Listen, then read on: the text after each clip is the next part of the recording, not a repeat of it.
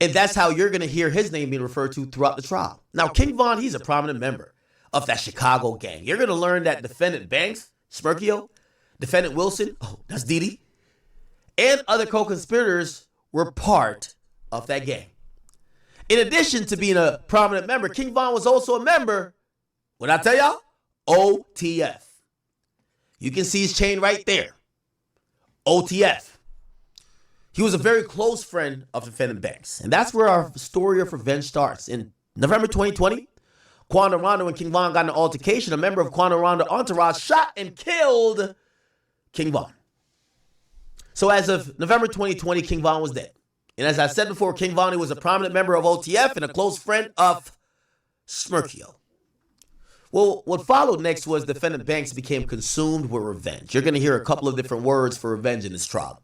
You're going to hear the term get back or getting back. You're also going to hear the term slide, which means for someone, which you will learn as a slang, someone seeking revenge or getting back. And a term that you're going to hear a lot is slide for Von. Get revenge. Get back for Von. And you're going to hear that in public and private, defendant Banks expressed his desire to get back for revenge and to his fellow OTF members. And at that time, the same time, he was receiving pressure from his fans to slide for Von. So how did it work? How did OTF and the defendant Banks co-conspirators plan?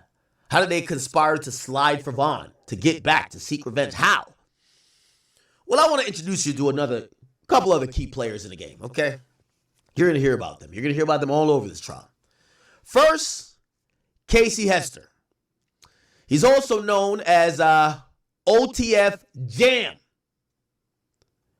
OTF Jam grew up with Banks. You'll hear that King Von and Banks and Didi, OTF Jam was from the same gang. You'll hear that Durk kept OTF Jam close. You'll learn that OTF Jam is a cold-blooded killer. And of course, Durk knew that. You learned that defendant Banks kept OTF Jam in the fold. While OTF Jam was in prison for attempted murder, defendant Banks supported him financially by putting money on his books. When OTF Jam got out of prison, defendant Banks gave him more money to support him. OTF Jam was brought into the fold as a trusted member of OTF, but not because he was a talented rapper. It was because he was muscle.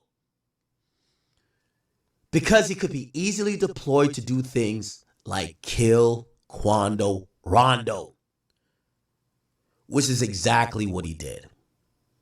Now, that might be a little Freudian slip or whatever, because he didn't kill Quando Rondo. Anyway, you will learn OTF Jam was one of the masked shooters I showed you before.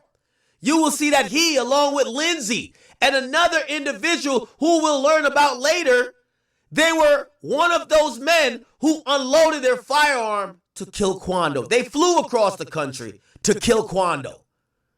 Now, OTF Jam has pled guilty to this murder. He's pled guilty. I told y'all this. He pled guilty. He's agreed to cooperate with the government, and so you will hear from him on the stand. You will learn how he was deployed as a hitman by Smirkio and the OTF co-conspirators to go get Quando in L.A. Then there's defendant Wilson. Didi, what up, nigga?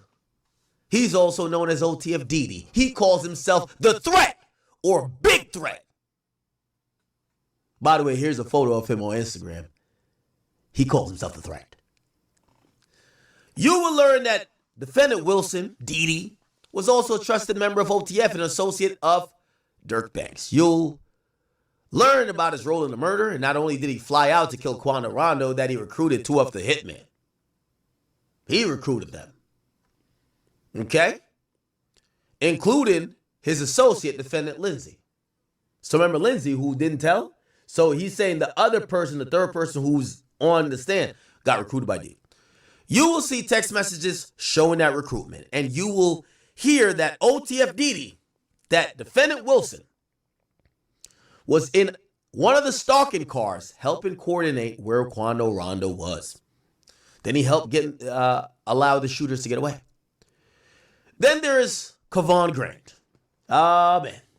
You learned that Kevon Grant was defendant Banks' right-hand man, like his personal assistant, You'll hear the things he did for defendant Banks, like go shopping for him, help him book transportation, drive him around.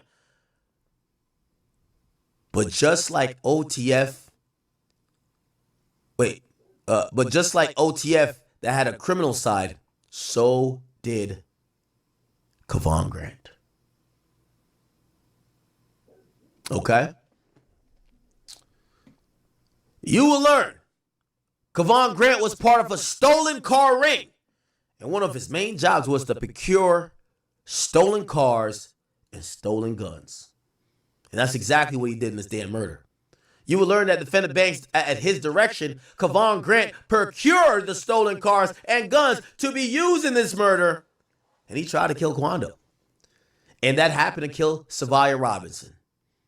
And just like OTF Jam, Kevon has pled guilty to this murder. You will hear from him because he's agreed to cooperate with the government. He'll tell you about flying across the country in a private jet with defendant Banks as the troop mobilized, as flights were booked for the co-conspirators to fly out and kill Quando Rondo. As I said before, Durk was consumed with getting revenge. Consumed with sliding for Vaughn.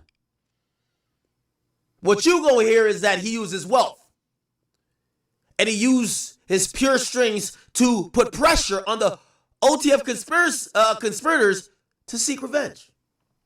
You will even see messages where he threatens to cut off his OTF members financially if they don't get revenge. You'll learn it wasn't just limited to Quando. Defendant Banks uses OTF members to hunt his rivals. You will see messages, for example, in his Instagram post that defendant Banks sent to another rival in Chicago. I got them hunting you. And that's exactly what he did to Quando Rondo. He had his guys, his OTF guys, hunting him up. So when the first opportunity struck, when the co-conspirators took action, you'll hear that in May 2021, Quando Rondo hit a concert in rural Georgia, and defendant Banks and his co-conspirators decided it was time to take their shot at revenge. You'll hear that defendant Banks and Kevon Grant and other co-conspirators conspired to go shoot up Quando after the concert. And at the following concert at a gas station in a city called Blackshear, Georgia, the co-conspirators took their first shot. They fired multiple rounds at Quando's car, but they missed. You'll also see that defendant Banks was tracking just that. In one of his phones, you're going to see images that Quando Rondo at a show in rural Georgia. The news alert right after showing that he was shot. Let's fast forward to then August 2022. Opportunity strikes again. Defendant Banks, his co-conspirators learned that Quando Rondo was in LA, and they determined again that it was time to get back. They're going to strike in LA. While Quando is vulnerable, he's a fish out of water in a city that's not his. So what the co-conspirator do? Okay, you will learn that defendant Banks and Kevon Grant, his personal assistant, are flying back from Miami on a private jet. PJ. Jet setting. Defendant Schmerkio mobilizes troops. You'll hear that around that time in the morning of August 18th, the flights are starting to get booked for the OTF members and the other hitmen to fly from Chicago to Los Angeles, and you will hear that defendant Banks tried to distance himself from it. Here's a text message where he says, "Don't book no flights under my name involved with me," as the flights are being booked for these co-conspirators from Chicago to LA. You'll also learn that this is not the only time that defendant Banks tried to distance himself and evade law enforcement and hide his criminality. For example, you're going to see threads in defendant Banks' own words where he says, "Delete the thread and start a new one." You will learn that the co-conspirators use other methods to attempt to avoid law enforcement, like encrypted communications. So let's go back to August 2022. Right? As the troops are mobilized and people are trying to fly in, not to Los Angeles. Again, remember, they try to avoid law enforcement, so they flew into San Diego, which is about an hour away. Quando Rondo is not in San Diego. He's actually in LA. So you will learn that the co-conspirators start flying in. There's OTF Jam in the red shoes right there. Okay. The same red shoes is used during the murder. Another co-conspirator next to him is in the green shirt, who you will learn about, who is one of the drivers of the stalking car. And as I mentioned before, defendant Wilson starts recruiting. He recruits two of his associates, a man named Keith Jones and defendant Lizzie, to come out and seek a reward for killing Quando Rondo. a reward for defendant Banks, from defendant Banks for killing Quando Rondo. And what you'll learn in here is that the two men flew out with a promise that they were going to be paid. As I said, this is a case about revenge, but you will also learn it's about a case about reward. Because what you'll hear is that defendant Lindsay and Keith Jones had nothing to do with Quando Rondo. This was not their beef. This is Smirkio's beef. This is Dee Dee's beef. This is OTM Jam's beef. But for those other guys, it's not their beef. They're friends of Wilson. Wilson recruited them. They're from a different neighborhood in Chicago. They got nothing to do with Vaughn. They flew out because they were promised money from Durk to get Quando Rondo. Keith Jones is a third shooter. Okay? Another one of those masked men I showed you earlier. Right? By the way, they just mentioned him right here, I think. Yeah, Keith Jones. And you will learn. So we have Lindsay, first shooter. Keith Jones, OTF Jam. All right? And you will learn that he also pled guilty to this murder. So Keith Jones is a cooperator too. So we have two shooters. There was three shooters who did the killing. Two of them are cooperating. This is going to be tough for Durk, chat. Hey, Drill. This needs to be its own video. Like the opening statement for the prosecutor, I'm reading it line by line. This is everything said in the court. So make this his own video. Okay. Cool. All right. And he has agreed to cooperate with the government. So Keith Jones is cooperating. OTF Jam is cooperating. And Kevon Grant is cooperating. Okay. And you will hear from him about on the morning of August 18th, while he was sitting at home in Chicago, he got a call from defendant Wilson. Dee Dee called him and said, yo, come to L.A. to go get some money. This money is going to be for the murder of Quando Rondo. And that's exactly what he did. That's exactly what he did. You learn about the frantic nature of that morning. Everybody learned that they had got their guy, that Quando was vulnerable, that he was in L.A. And you will see that the co-conspirators flew out with just the shirts on their back because they're going for one purpose. So no luggage, no carry-on, no nothing. They're coming just to kill Quando Rondo. Here's the surveillance footage from San Diego Airport, which shows Keith Jones, defendant Wilson, and Lindsay. And they're all there. You'll hear from the evening of the 18th to the afternoon of the 19th, over a 2-day span, co-conspirators tracked Quando, waiting for their opportunity to ambush. When they all came up from San Diego to Los Angeles, it was late at night, but they thought they would take their shot. You will hear that they went to Quando's hotel and they waited outside. They ain't see Quando. So what they did, they went to a hotel to sleep. But you will learn that the hotel was paid for by Smirkio. Just like the flights, that was also paid for by Smirkio. In the morning of August 19th, after sleeping at the hotel, they woke up ready for action. They got in these two cars, heavily tinted, one which you learn was stolen. That was the hot car.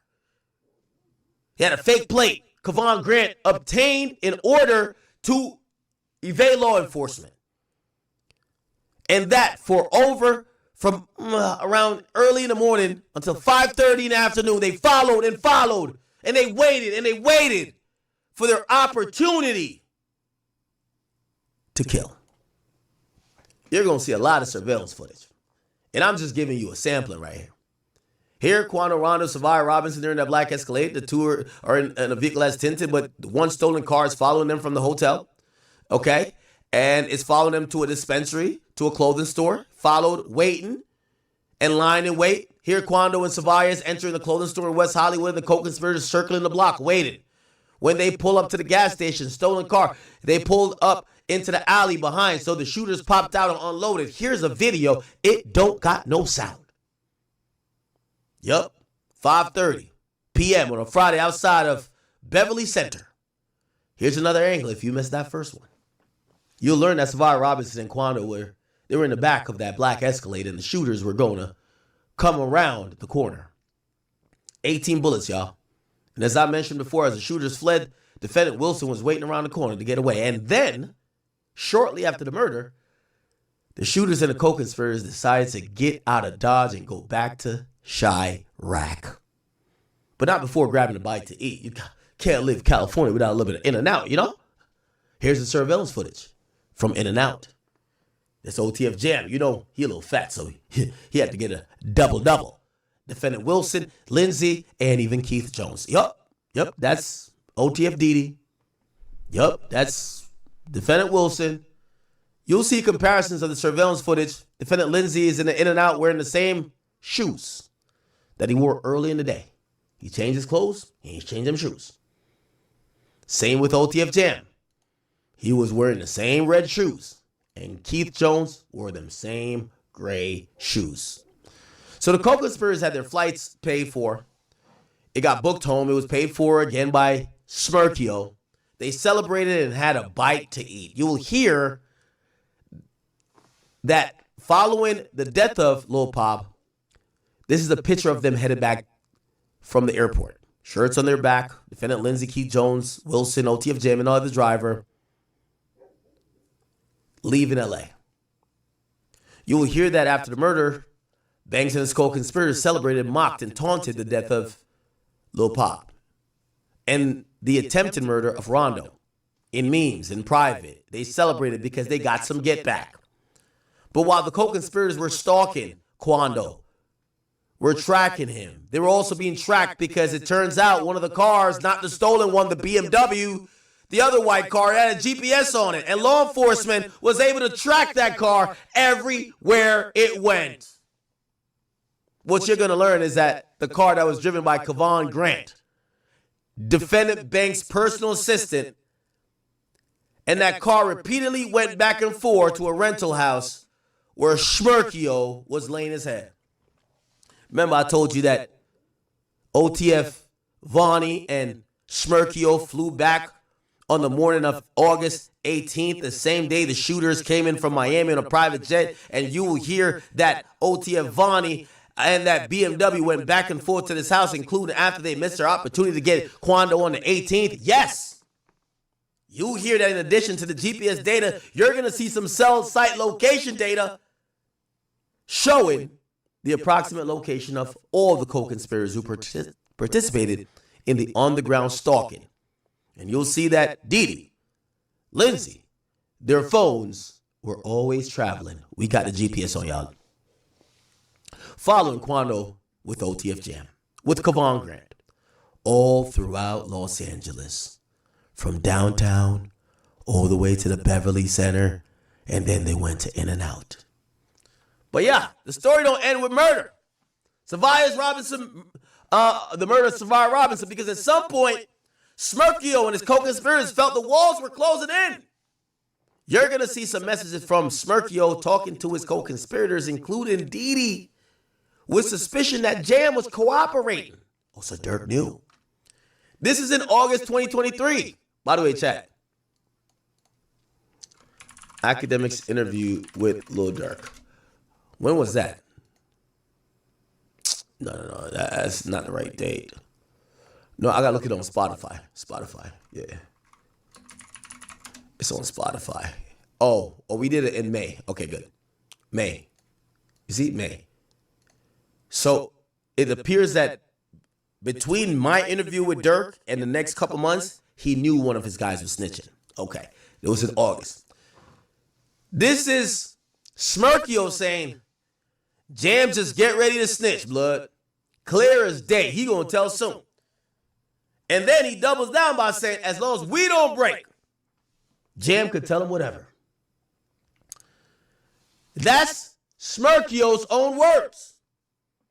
And what you will hear is that, as I said before, you will learn is that he was right. Smirkio was right. OTF Jam was in fact cooperating with the government, and you are going to hear from him today about his relationship with Smirkio, with Didi, and his role in this murder. So when the walls had closed in, you're going to hear that on an October morning in 2024, the FBI executed multiple search warrants at different co-conspirators' homes, and you will learn that just hours after that, defendant Smirkio tried to flee the country. He tried to book multiple flights to get out of the Dodge. He tried to leave the United States. And when he saw that the FBI was at the private jet terminal, he fled from them and refused instructions to get out of the car. Smirk, get out of the car. He knew the walls had closed in. As you sit here and listen to this throughout this trial, the evidence is going to be clear. That those shooters that you saw, those men on the ground in those two cars that stalked and killed Savia Robinson, that Dee Dee was in one car, and he helped the guys get away. He recruited people in that. Lindsay was the first guy who hopped out the car and rained bullets on Savia Robinson, a.k.a. Lil Pop, and Quando Rondo. That this murder occurred and that Savia Robinson died as a result of this conspiracy. But for what and why, it will be clear. It's all because of Smirkio's revenge. You're going to see messages where defendant Smirkio says, we staying out of people's wars. They don't hop in wars. It's crazy. They don't slide or hurt motherfuckers, leaving it all up to us. Leaving it all up to us. For their crimes, these defendants have been charged with 5 counts. Conspiracy, stalking resulting in death, murder for hire. After you've heard all the evidence, that's why, that for what? That motive is going to be clear. It was Smirkio's beef. It was Smirkio's money. It was Smirkio's hitman. It was Smirkio's get back. And that, ladies and gentlemen, is why Savia Robinson, a.k.a. Lil Pop, is dead. So, at the conclusion of this trial, after y'all have heard and seen and listened to all the evidence, and we'll have another opportunity to get up here again and speak to y'all. And at that time, we're going to ask that you just come to the only conclusion after seeing the evidence we're going to present. It's going to be that you find the most appropriate and the only right thing to do is to find these defendants guilty of all count. Holy. All right. That's the government right there. I got to look at the chat. Did y'all enjoy me reading that or no? It's kind of long. I'm sorry. It's kind of long. Pause. Extra pause on that. You feel me? Kind of pause. I got to do the pause on that.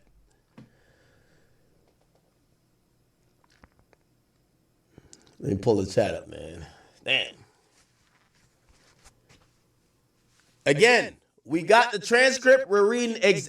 Listen, and we're still going to go with our guys who are in court and their updates, but we have exactly every word that was said in court. I just got to read it to y'all. That was opening statement by the government. They said, here they said, let's stand and stretch for a moment while Mr. Banks' counsel prepares his opening. Okay?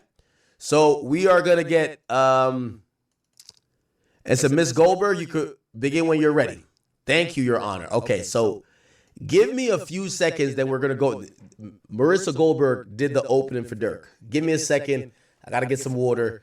Let me play something. So now we're here. And we are at the point where we're going to read the opening statement, the opening, get down by Smirkio's lawyers. Drew Finland, Brian Steele, but they chose to go with Marissa Goldberg. Y'all ready? Let's go. Marissa Goldberg starts by saying, thank you, Your Honor. Thank you. Everybody knew I took care of Vaughn. Whatever you saw, I helped him do it. Everything from close to birth. That was a statement in a recorded interview with law enforcement. That statement was actually made by Kevon Grant. Vonnie, that's you. You heard about him in the government opening statement, didn't you?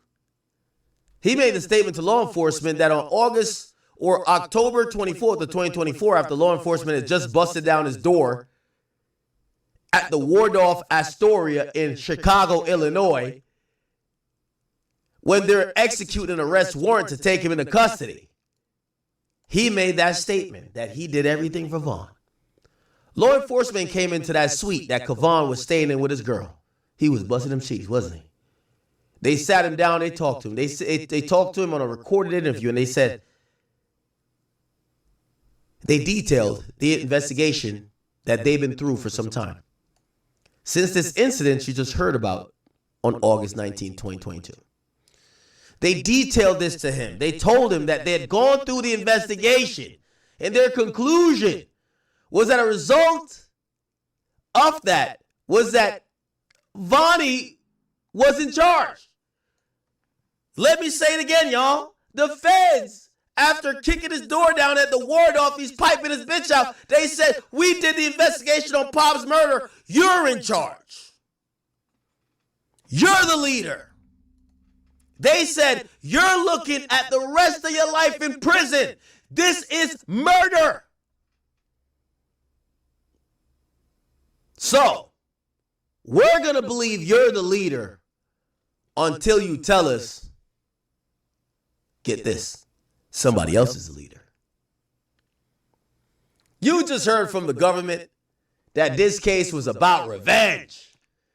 You're right. You're absolutely true. You're right. We agree on that. This case is about revenge. This is a case about relationships. And, that is true.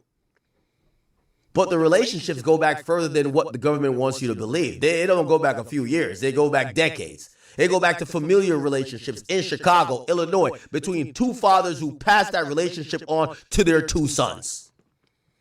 And their two sons have names. It's remarkably similar. Davon and Kayvon. Davon Bennett, as you've heard, he's referred to as King Von. And Kavon Grant is known as Vonnie. Their two daddies went back decades. Extremely close. You'll hear that Kayvon Grant has some nicknames. People call him Vonnie. People also call him Cuz. You'll see that Kavon Grant and King Von, Davon Bennett. And when Kavon Grant got the nickname Cuz, it was because of his relationship with King Von. They were cousins. His entire identity stemmed from the fact that he had a close relationship with King Von. It wasn't just that when they were kids, King Von was a Chicago guy, but at some point he moved to Atlanta. And when he moved to Atlanta, he moved in with his cousin. He moved in with Kavon. They started working together. Kavon started managing, kind of like the day-to-day business for King Von. King Von was growing up in the music industry. He was becoming more and more well-known. He was becoming a popular musical artist. And so Kavon had took it upon himself to manage him, do the day-to-day things. But even more than that, he managed his finances. They lived together for some period of time. They had even shared bank accounts. Kavon and Devon had shared bank accounts. They were as close as two men could possibly be. Pause. Bumbleclad. I'll talk about me, close as two niggas could be. Hold on, let me pour up some liquor. I gotta pause that one, bruv. Talking about they were close as two men could be. Holy. Fire for that. Anyway. Fire them. They were tight. Pause. Pause. Pause. They were thick. Pause. Pause. Pause. And you will hear that King Von stardom, it was rising. And that tragedy struck on November 6th of 2020 in Atlanta, Georgia, outside of a hookah lounge, kind of like an after-hour spot. Kavon Grant, Cuz, he was there that night with King Von. He was at the hookah lounge with some other people that night. King Von was killed. That just started out kind of like a fist fight between King Von and Quana Rondo. You heard about his name from the government in their opening statement. But there was a fist fight between these two men and other people got involved. Yes, it turned into a shootout. Yes, King Von was shot. He was shot down in the streets. It was Vonnie. It was Cuz that was there, who had to frantically run to his car. He was driving a Dodge Hellcat. He drove up his Hellcat. He pulled alongside where King Von was bleeding out in the street. And that someone had to pick up Von and place him in the back seat of that goddamn car. And Vonnie had to drive all frantically trying to get his cousin to the hospital. He was the driver that night.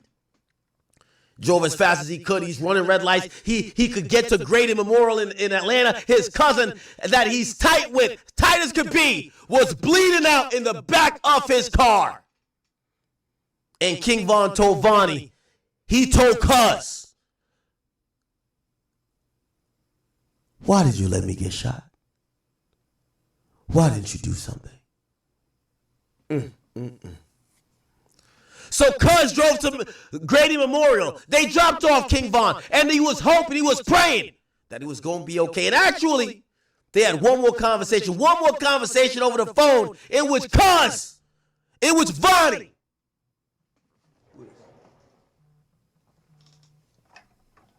Armand, I'm going to hit you right after. Let me just finish reading this. My boy. Sorry, my brother. I'm going to hit you right after. Shout out to Armand. He was returning my call. That's my guy. Armand, I'm in a reading flow. I'm in like a flow state. Could somebody tell him I'm in a flow state right now? You know when I'm in my flow state, you know? I'm going to call you right after. Actually, it's going to take me 5 minutes to read this, I think. Let me scroll down. Yeah, 5 minutes. I'm going to call you right back, Armand. Promise you. So they say you had one more conversation. They had one more conversation over the phone in which Vonnie was able to tell King Von, Von, I love you. But unfortunately, King Von didn't make it. He died. It had a substantial impact on Kavon, on Cuz. It was not only because of personal impact, it was obviously a traumatic impact. He was there the night that his cousin died. He was unable to get him to the hospital fast enough to save him. But it was also an identity impact.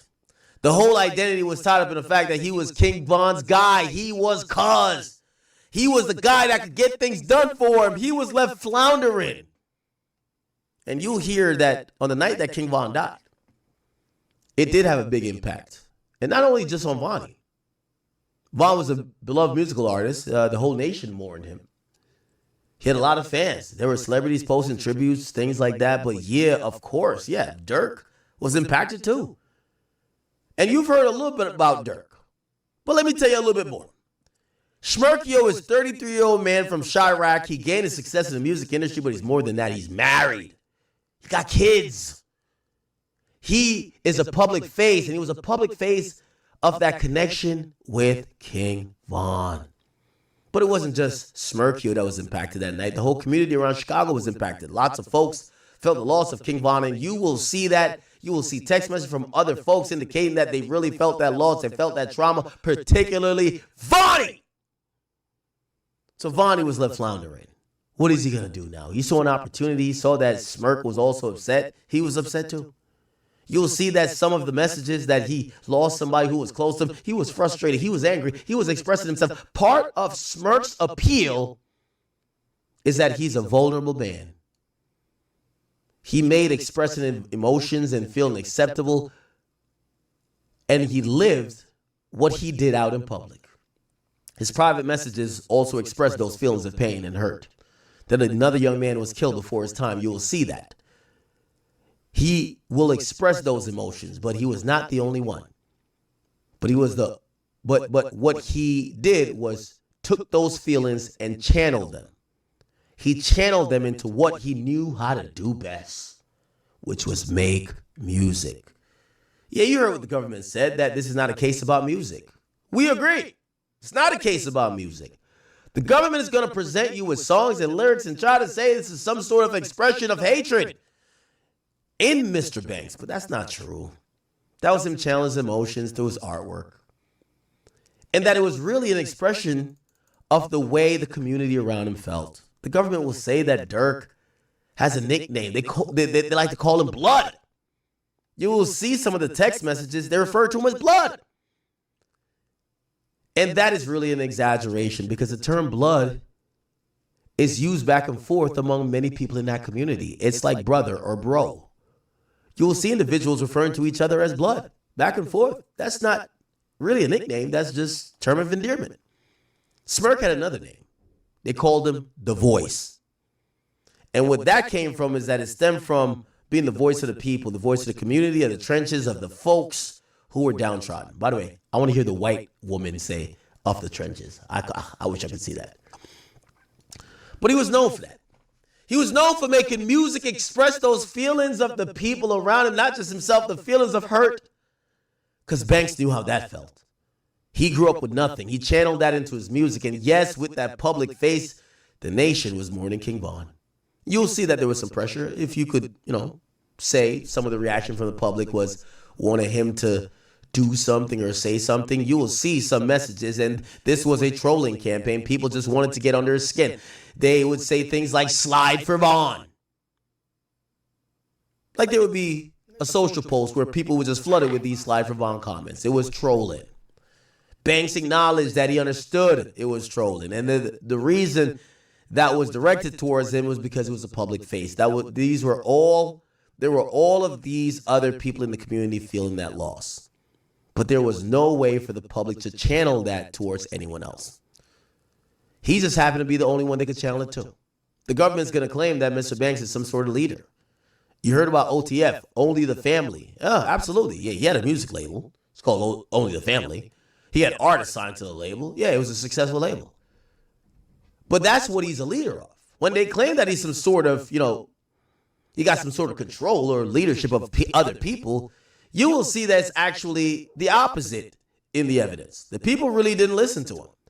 Like if he expressed something, they would ignore him. They would disrespect him. And in many cases, they even stole from him. That is the opposite of how you would treat a leader. What he gave people opportunity, absolutely. He came from nothing. He wanted to build people up around him. He kept people near him. You will see that some of the folks in this case were people that he did grow up with, absolutely. He wanted to make sure that the people he was with get success. They got success too. But it wasn't a leader of some sort of criminal group. This was helping folks around him. You'll hear about a lot of events from the 19th of August to 22. And honestly, on behalf of Mr. Banks, we agree. This was a tragedy. We agree it was a tragedy that Savai Robinson was killed. But the reality is Mr. Banks had nothing to do with it. He was not there. He was not connected to it. And so there will be little fight on behalf of Mr. Banks regarding anything that happened on the day of August 19, 2022. The government has made some sort of claim about Banks waiting for a call that day. Like he wasn't there, but he was waiting for a call. And you'll probably hear some testimony from cooperators to say something to that effect, but let's be very clear, there is no corroboration of that. The case will break down into kind of three different categories of evidence. One being law enforcement witnesses. Those guys, they got no personal knowledge of nothing. For the most part, these law enforcement witnesses will take the stand. They'll just try to bring in things like, oh, there's text messages and social media. And you saw some of the things in the government opening statement without context. You will see a lot of context around those statements. Those text messages are completely contrary to what the government wants you to believe. They have no other information that they can bring. No witnesses, no lay witnesses, nobody who could add context. Yes, this was me. Yes, I was on this message. None of that. That doesn't exist. Ooh, that's kind of interesting. Remember, Durk only really talked to Didi. Right? He talked to Didi. Pretty much only Didi. He did talk to Vonnie, but I don't know if he said incriminating shit to Vonnie on text. So Vonnie can't testify to Durk, which would be smart. If everybody's claiming Vonnie's a Bruford or like some goofy, you wouldn't text him with incriminating shit. So Durk is standing on, I said no incriminating shit to none of these federal witnesses, right? Okay. They want you to take these messages and interpret them without witnesses or context. For example, you saw the text message that says, and this is in the government opening statement, it said from Banks, don't book no flights under no name associated with me. You'll hear the context of that is very different. It had nothing to do with the flights being booked for other people on August 18th. That would even make sense because he says don't book no flights. Flights were booked anyway. It has to do with another event that Mr. Banks was supposed to go to. That is what he's talking about. That is what's being taken out of context. And you will hear from the cooperators. The government talked about them. They want to call them cooperators because these guys aren't really cooperative, right? These guys are beholden to the government. You've heard they've already pled guilty to murder. The only way out of jail for them for any day in their life is to testify against these individuals, particularly Schmirk. And they'll be the only witnesses outside law enforcement. You'll hear from a man named Jerome Casey Hester. That is the snitch known as OTF Jam. The government was honest when they said in their opening statement, that guy's a killer. True. Absolutely. He's also desperate. You hear that he was in prison for most of his entire adult life. For about 12 years, the guy was in prison. And yes, Banks did the most to help him out. When Jam got out that jam, he got the 50. He put some money on his books when he was in prison. They came from the same place. He does that with everybody who's downtrodden. And people who are in prison are about downtrodden as you could be. So he put a little money on his books, got him some opportunities when he got out, because reentry is important to him. Reentry in society. And you will hear Jam testify that he was out for a short period of time from February 22 to May 2023. That's it. The day he got locked up in May 2023, he started cooperating that fucking day. Why? Because he's a fucking rat. He's desperate. He couldn't go back to jail for another day. He's not like that. He's a massive cooperator because of that. He's been interviewed by law enforcement for over 30 times. But only a couple of those were actually recorded. He will testify that he came out on August 19, 2022, and he didn't really know why he was going there. He didn't care. The government will talk about, and they talked about being in their opening statement about a reward. He will say he had no idea about no reward that day. There was no direction. He will testify that the majority of his interactions were with Kevon Grant, who was present. You'll also hear from another cooperator. His name is Keith Jones. He's a scum. Y'all heard about him. He almost has no connection to Durk. Smirky don't even know this nigga. And you will hear that when he was first interviewed by law enforcement for more than 5 hours in a recorded statement, he never even mentioned Smirk. No matter how hard he was pressed, those agents pushed him. They told him how serious this was, that he's looking at the rest of his life in jail. This was recorded. Not once. In that 5 hours of pressing, promising, and promising, did the guy ever mention Smirkio? It wasn't until another interview, which was not recorded, that he decided to fold like a fucking lawn chair and give the government what they wanted. He has no connection to Durk, but actually he does have connection to someone else. Keith Jones had a connection to Casey Hester, to OTF Jam. They actually went back. The ties run deep.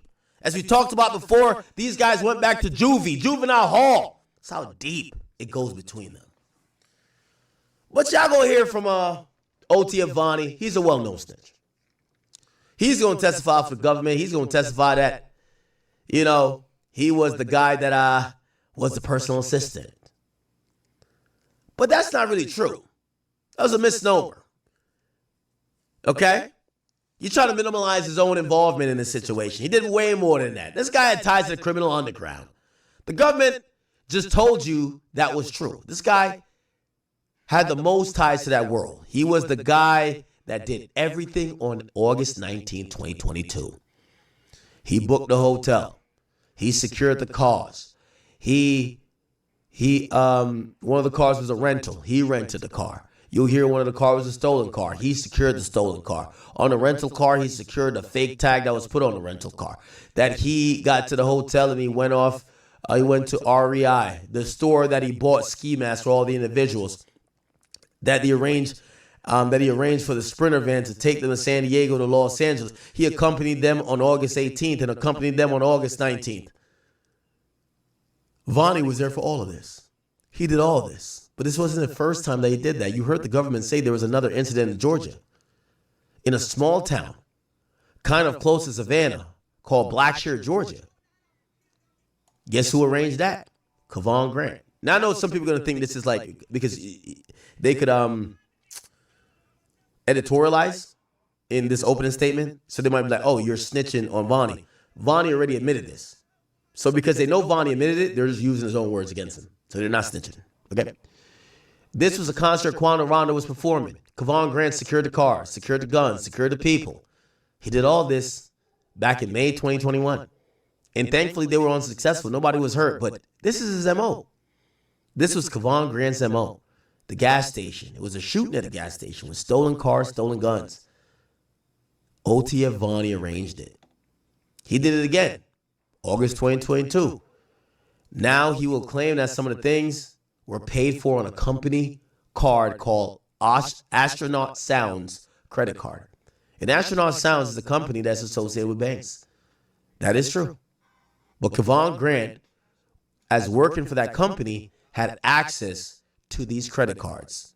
That he was the one that used the credit cards. It was not unusual for him to be able to access that money. And when he was asked on October 24th, tell us about who was behind this, a light bulb went off in his head. Well, whose credit card was used? That is what he told law enforcement. Whose credit card was used? He knew. He knew he used that credit card, but he knew that Durk Banks had a public face and that they wanted to know about a big fish. They were pressing him about a big fish, and he thought, oh man, I got an insurance policy. I got a big fish I could give them. So they won't look at all the things that I've done. And you will hear that on October 24th, 2024, when Mr. Banks did try to leave town. Yes, he booked flights. This is true. But it was a place that had gone too many times before. He's a performer. And that he went there to a place he would feel comfortable because he knew that stuff was going down. I mean, that's just true. These are people he knew.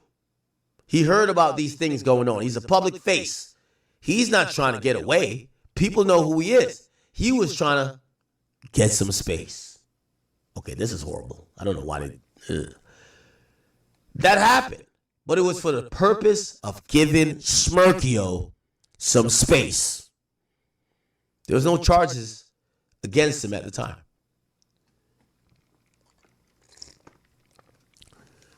And we expect you to see some of these photos from the music videos and podcasts that Durk Banks did during the course of this trial. And in the effort to show you that he has some sort of thought process or motive, but this is art, this is performance, so what he did for a living. But in reality, on the left, that is a scene from shooting on November 6, 2020 in Atlanta. That is Kevon Grant driving up in that black Hellcat. On the right, that's a shooting from Blackshear, Georgia. On May 2nd, 2021, a drive-by at the gas station. On the bottom, at August 19, 2022 in Los Angeles. And there's one common denominator for all three of those incidents. Kevon Grant Otievani was at number 1. He was at number 2. And he was at number 3. All three incidents, ladies and gentlemen of the jury. You've heard the charges in this goddamn case. There's allegations of stalking and murder for hire. As far as stalking goes, it's absolutely clear. Durk had nothing to do with that. He wasn't there. He was living it up in Encino. You saw the house. He was living there. Wasn't there temporarily. That's where he was living with his wife, India, and his kids, who's working out of Los Angeles because he's a performer. And you'll hear that on August 18th, Mr. Banks was in Miami, Florida. He was there to record a music video with DJ Khaled. Very prominent music producer in the industry. Banks had a lot of stuff going on in his life at the time. He had responsibilities and engagements. He couldn't be sitting waiting for a phone call. Like, that's not what he would do. There's allegation of murder for hire. For hire? What? Okay, payment. Let's talk about that.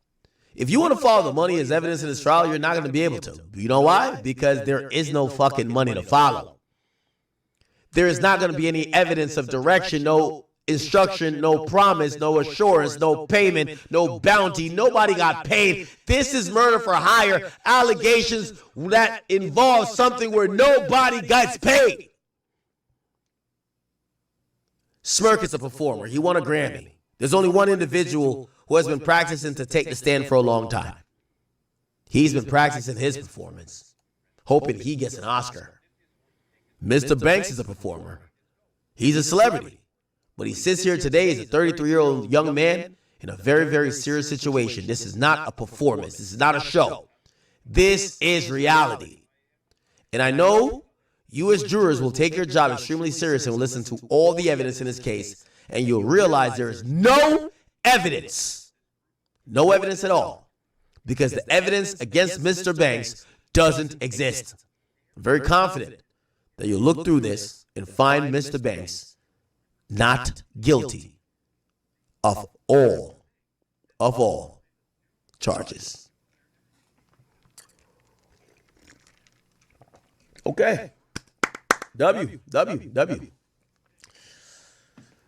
OTF Didi and Lindsay counsel get 22 minutes each for their opening statement. We'll take a break in a second because I ain't gonna lie, I'm reading all this. Jesus. Are y'all hanging in there with me?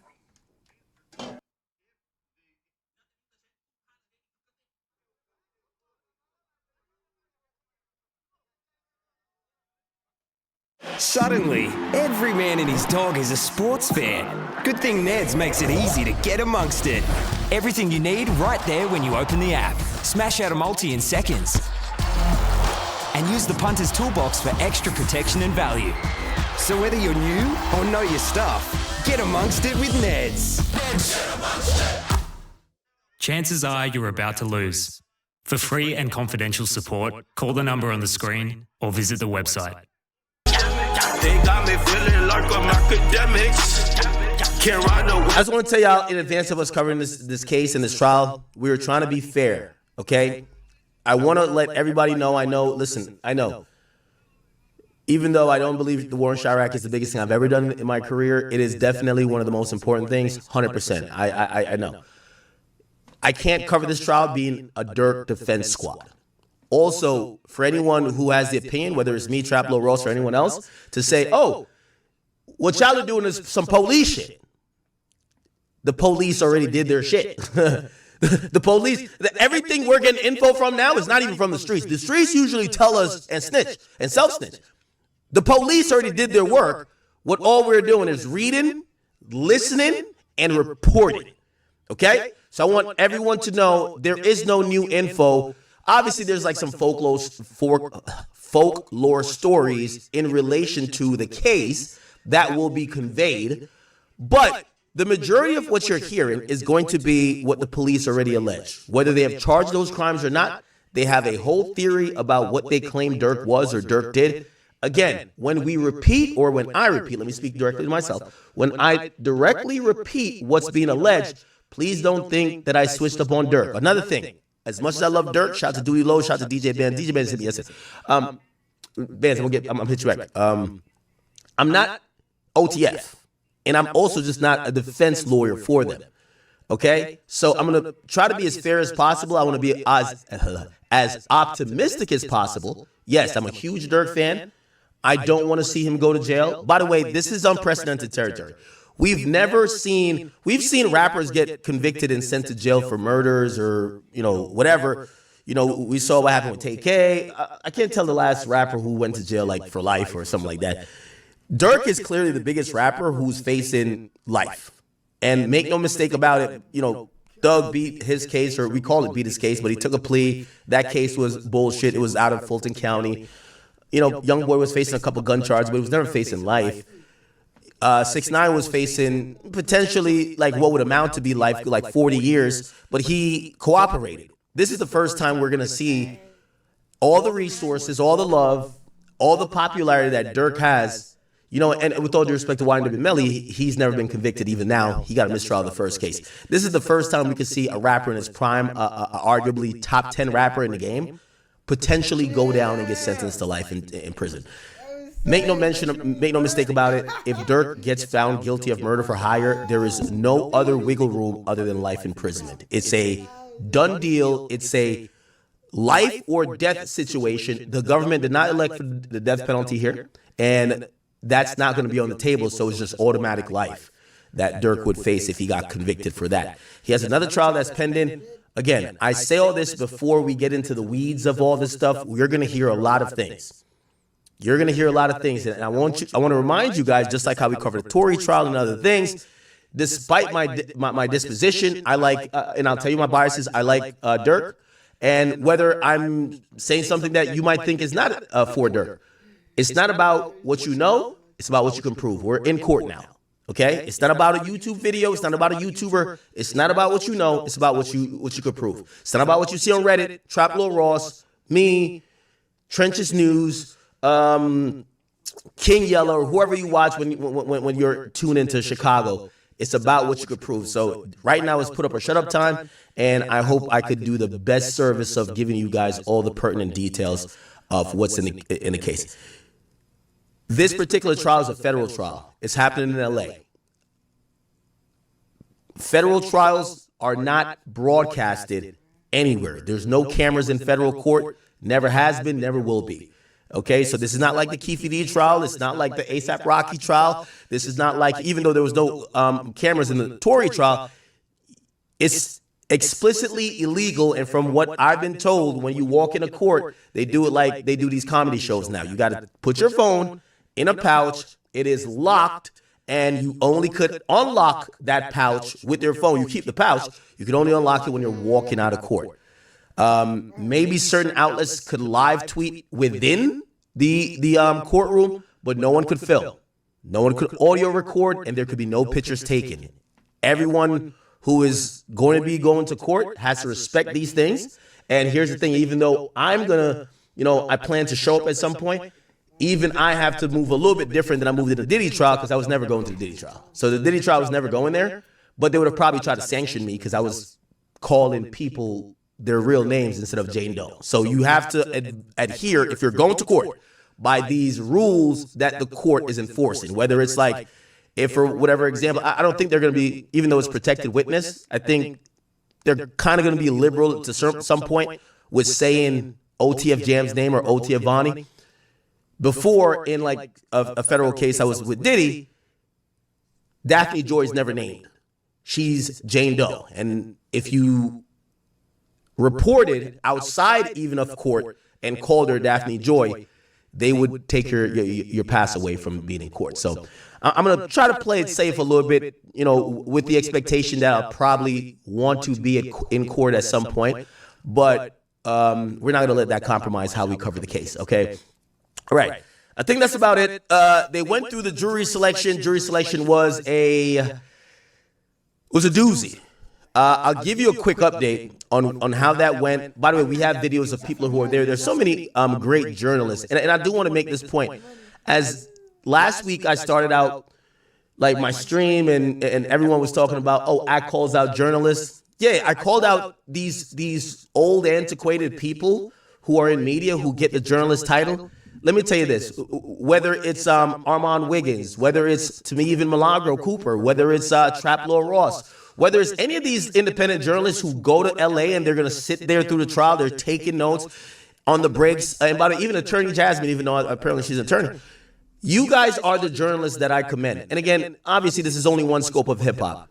Hip-hop dealing with, crime is only one scope. But I want to give you guys all the credit. You guys are amazing, to me, journalists, okay? You guys are the eyes and ears of people that can't be there in the positions that people want to know about.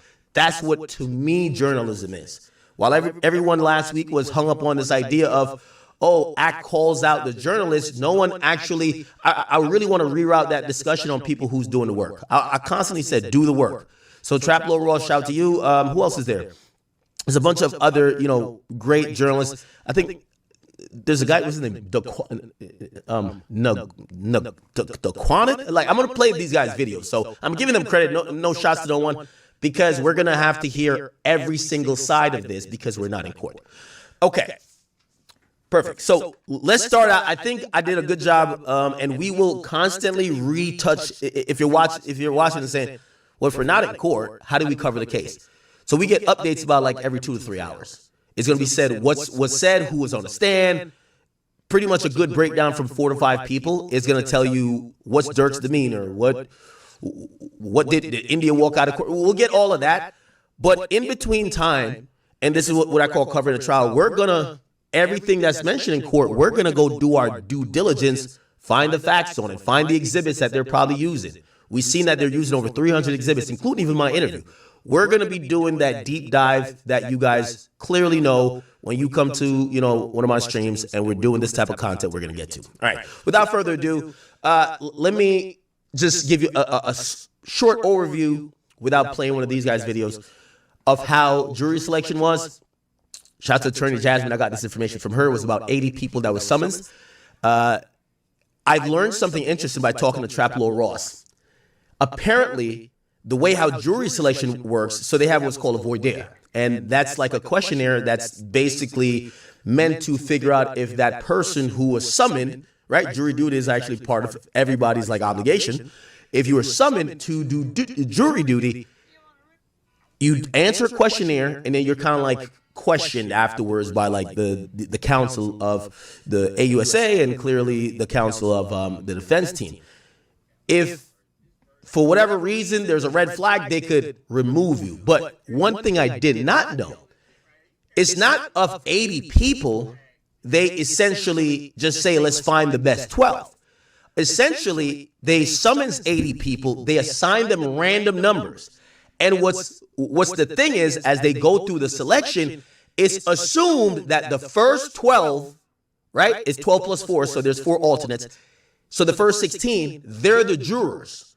However, they vet them throughout the day, and if you are eliminated, they bring in juror number 17, and they see if that person could fit in, and they bring, so you get what I'm saying? So essentially, if you showed up to this jury selection and you were juror number 80, potentially, you know, you didn't even really get a chance to be seated because they already seated the jury with, you know, whatever they had. From what I heard, they did go through all 80, but it's important to know how they select the jury. It's not, let's pick the best 12. This is what was told to me, at least in this particular case. It's not the best 12 out of 80. It's, they get random numbers, and it's assumed unless someone says, like, for example, there was a juror who said it, hey, listen, I ain't gonna lie to you, Durk and his homies, they look guilty. That's what guilty niggas look like. They look like they do stuff. Obviously, that was, by the way, it was a white guy who said it. That was incredibly prejudicial. That was incredibly stereotypical and also incredibly racist. The judge even admitted that. That person later got disqualified. Now, did that person really believe that? Or maybe that person, you know, because there's other people that said, hey, listen, I ain't gonna lie to you, I gotta go start school back in a bit. You know, school usually starts in September. Some, you know, they had to, not only both counsels had to agree on who to keep, but the judge as well could dismiss people to be like, okay, you're not gonna be a fair and impartial person. So I heard it was 5 people of color and 75 people not of color. Now, it doesn't mean 75 white people. But when we talk about people of color, let's just say, we're talking about niggas. It's 5 black people. So I'm pretty sure there's some Hispanics. If you look at the Southern California area, it's riddled with Hispanics. So I would imagine if they're summoning a jury of, you know, his peers, you know, it's not about him being from Chicago. It's about where the crime was committed, which was Southern California. So the juror pool is going to match what is the demographic of that area. It's going to be Hispanic. It's going to be white, of course, right? But of course, there was only like 5 black people. Don't know, and I'm pretty sure we'll figure it out, and I'll give you an update as soon as I know.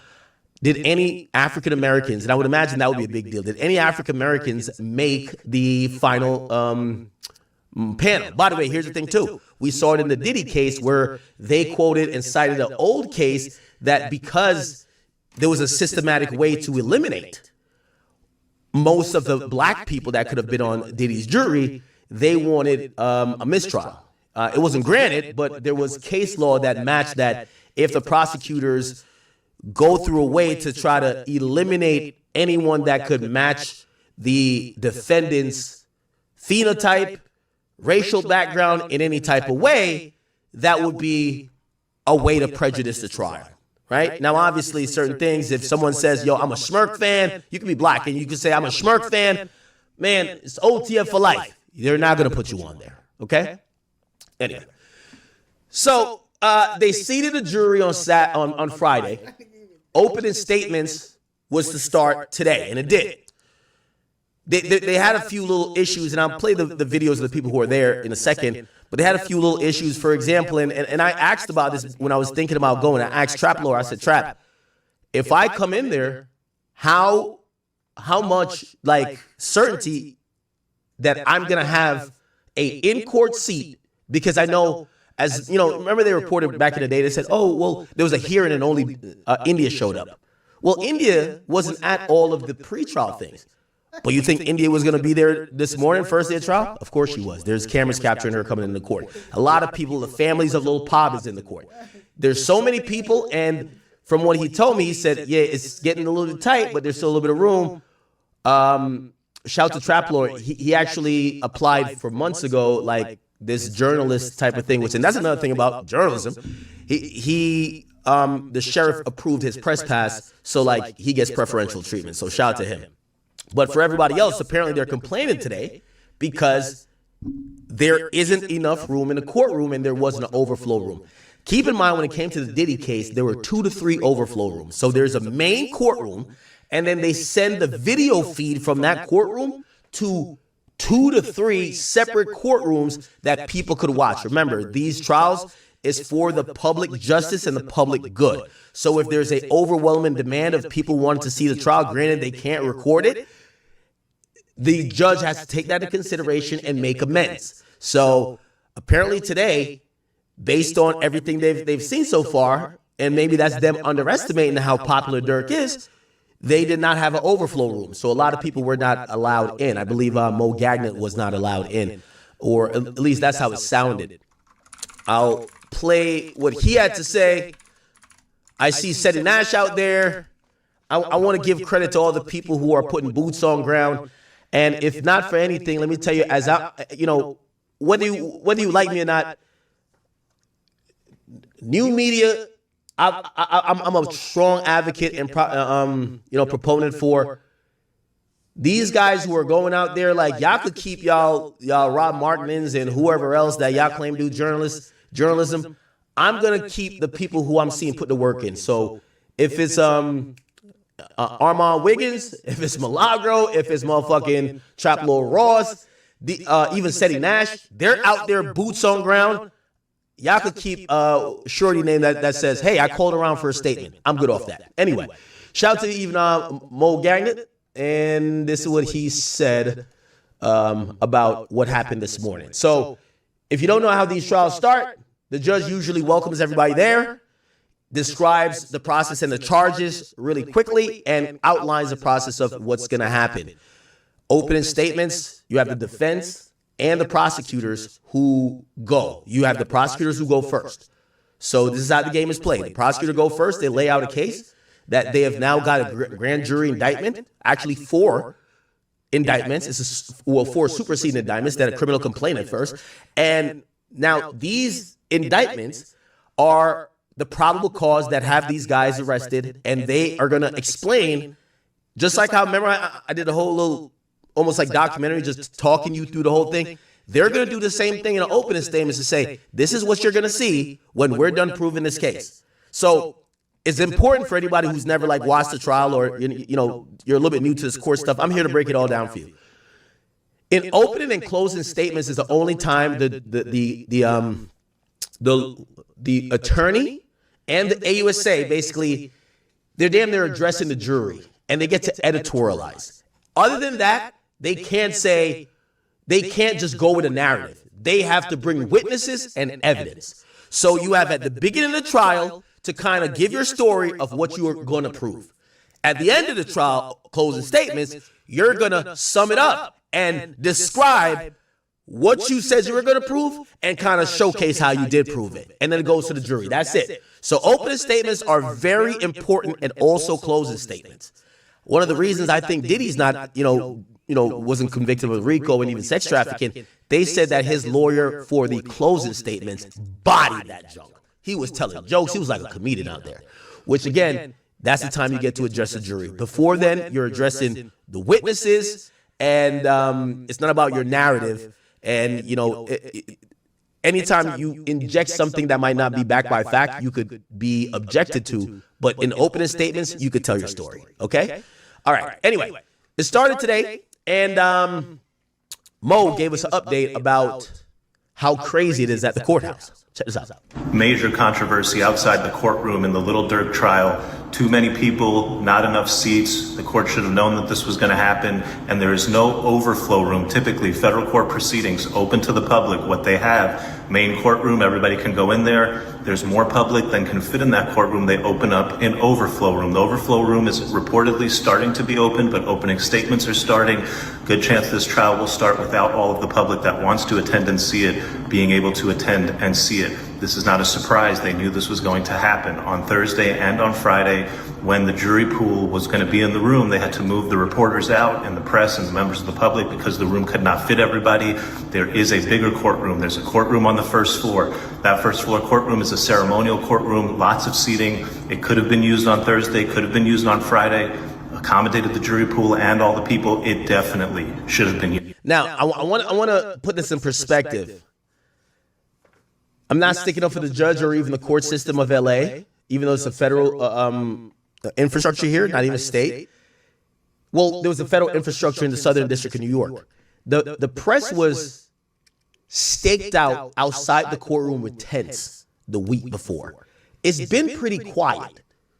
It's not a lot of paparazzi and like ABC News and this and third. It's a lot of independent journalists, but there is not that much hoopla as they came into the trial. So I could see why the court said, okay, yeah, there's interest, but we could deal with it within this one courtroom. We don't got to go like Diddy shit.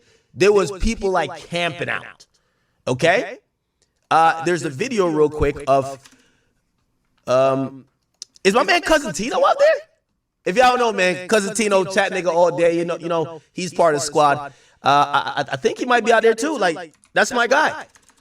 I seen him. By the way, I met Cousin Tino at AccomplishCon last year, man. Real chat nigga, been rocking with us. You know, of course, you know, locked him in with Grand, and he been a good nigga, man. Okay, yeah, it's my man's out there. Perfect. Y'all want y'all niggas to go check out Cousin Tino too. You feel what I'm saying? You know, we got to empower everybody that fucks with us, man. That's our guy. Okay, so I'm not sure if this is a video, but he did post it. This is India showing up to court today. So, okay, I'm just gonna mute the music, but this is India showing up to court. One thing you'll notice that's different from this case as opposed to like the New York case with Diddy is that when Diddy walked up in that, well, when Diddy's family walked up, they had to come with a Sprinter. Keep in mind, from what I looked at, where this court location is at, it's not as like, you know, New York City is really like narrow roads, not really narrow, but it's just like, it's in the middle of the city. It's not as spread out. LA, even though just as bad traffic and it's kind of horrible when it comes to shit like that, the courthouse is a little bit better, you know, suited for this type of stuff. But remember, like Diddy's mom or like his kids, when they got out, there's a million like paparazzi. It doesn't seem like that's the case. You see India walking up, she's alone. I'm very interested who's going to show up on his side. You know, he has several baby mamas. He has several kids and his own family as well, but also his guys. Now, you know, shouts to Bands. He hit me yesterday. I didn't get a chance to answer, but I wanted to ask, is the guys going? I don't know if I wouldn't take it either way if his guys show up, if that means they're supporting him or not. If the feds is investigating the whole gang, I don't know if I want to show up to the trial, even though Durk's my man. Let's say I'm part of the gang, right? So we don't know, is Duty Low going to be there? Is DJ Band's going to be there? Is 100K Track going to be there? Is, well, there's a bunch of people arrested. I don't want to really go through everybody who's kind of like a part of their movement that might be not arrested because you never know what the feds has going on. But I don't know if they're going to show up, but we'll see. But of course, his wife shows up. And again, she shows up, not with like a sister, not with a cousin. She walks in, looks like she's flanked by security, you know, and yeah, she walks in by herself, it seems. It seems pretty calm, too. Seems pretty calm. Okay, these are the lawyers showing up. Okay, let's see. Is this the AUSAs? This might be the AUSAs, or it might be Durk's lawyer. I'm looking for... Durk has more lawyers than just Drew Finland and Brian Steele. Let's look. Okay. Yeah, we don't know who's who yet. Okay, Drew Finland's here. Big Bad Drew. And I think one of these women are Marissa. She comes out of the office of Drew. So Drew has this woman who, her name is Marissa, which, by the way, thanks to Seti Nash, we're about to play his video in a second. She's the one who did the opening statements. That's kind of shocking. When you have Drew Finland, you have Brian Steele, you think one of them are going to do the opening statements. Because remember, no disrespect to any woman, right? We love our chat queens. But a lot of women attorneys or female attorneys took a lot of lead in Diddy's case. You know why? They always say if you catch a domestic violence case or it's something against a woman, it's better if you have a female attorney speaking on your behalf rather than a male, right? Because if the male says, yo, she's a lying bitch that just wants money, right? It's going to seem just misogynistic, right? But you have a female lawyer saying, come on, you know what you wanted. This is why there was a female attorney who grilled Cassie. Okay? And I believe in Jane Doe got grilled by a female attorney, both of them. It's now eluding me. I'm so sorry. It wasn't Mark Agnifilo. It was Tenny Garagos. We had Tenny Garagos, and then we had, I forgot the other lady who did the other one. So they kept the women on the women to make the jury feel good. Here's the thing. This is a murder case. People don't care. This is not about, is he nice to women? So usually you want the bulldogs out. You want the pit bulls, right? This is the time you got to get Pluto. When I mean Pluto, I have a Rottweiler called Pluto. You want your attack dogs to basically kick this shit off saying, yo, they're capping. Like, my guy's a good guy. They're saying he's a murderer. Like, he's paying. That's all not true. However, they didn't start with Drew Finland. And Drew Finland, I got to imagine, he's Bill Belichick here. He's Greg Popovich. So he's calling the shots. Now, this might be a strategy.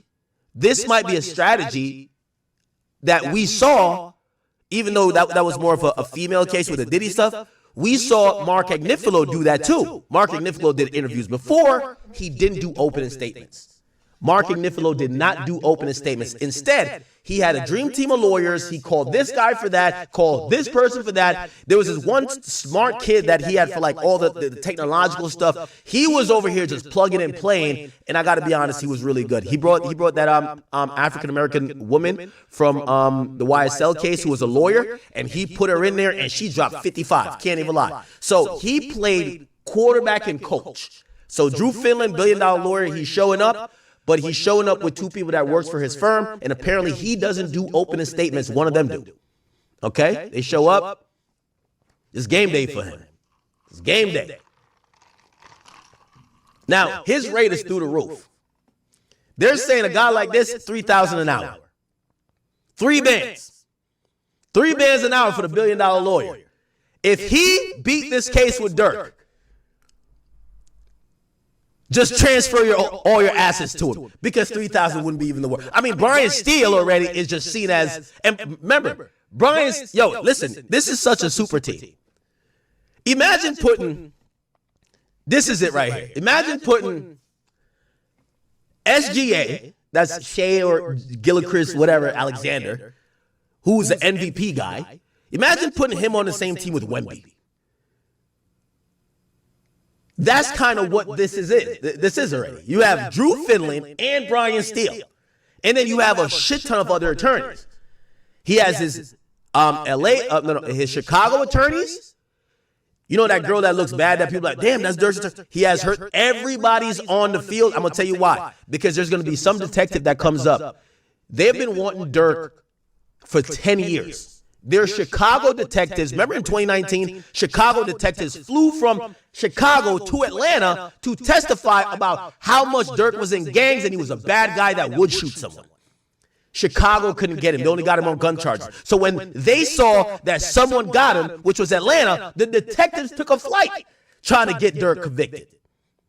Obviously, that case was dropped. We all talked about it. But now it's in federal court. You think them the same detectives ain't going to be there? Of course. They're going to be. Now, granted, they can't bring in the gang element too much. I'm going to tell you why. There's a separate case, which is going to be the second case he's going to fight. That's the one with the, they call it the vicar or the vicar or whatever. That's the one that's more of the conspiracy with gang violence. It's basically a RICO. It just takes out the money portion of it. Right? So essentially, in racketeering, I'll just use 2 popular racketeering examples. They would claim that, okay, 6 9 and 9 Trade got a racketeering. Why did they get a RICO?